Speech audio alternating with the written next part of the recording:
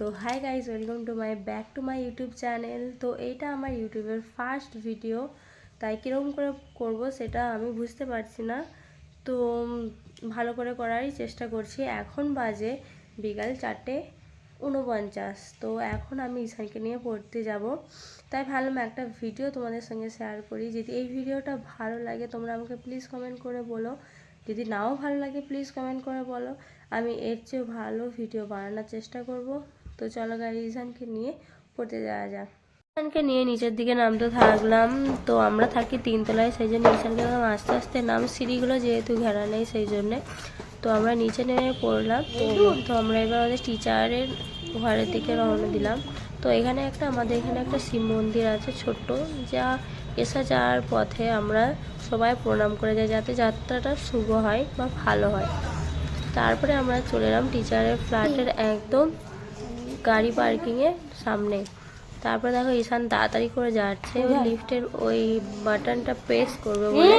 তো আমি বললাম না তুই পারবি না। তারপরে আমি প্রেস করে দিলাম। তবে লিফটটা তো 4 ফ্লোরে আছে, সেহেতু আসতে একটু দেরি হবে।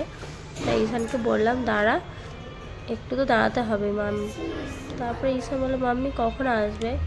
মানে একটু তো দাঁড়াও, 2 মিনিট তো টাইম লাগবে।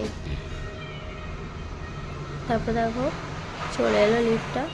ঈশান তাড়াতাড়ি করে গেটটা খুলে শাটারটা সরিয়ে ওখানে 3rd ফ্লোরের যে বাটনগুলো থাকে, ফ্লোরে যায় সেই বাটনটা প্রেস করবে বলে তাড়াতাড়ি করে ঢুকলো। না তুই পারবি না বলে ও চুপ করে দাঁড়িয়ে রইলো। ও তো খুব খুশি এই লিফটে চড়ে পড়তে যাচ্ছে, তাই ও রোজে দুপুরবেলা তাড়াতাড়ি ঘুমিয়ে কখন পড়তে যাব মানে বলে। তারপর দেখো ও খুব হাসছে, ও রোজে এমনি হাসি খুশিভাবেই পড়তে যায়।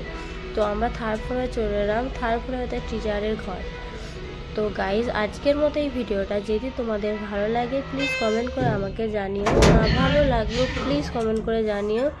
তো আজকের মতো এই ভিডিওটা, তো প্লিজ বাই, শুভ বিকেল তোমাদের। তো বাই।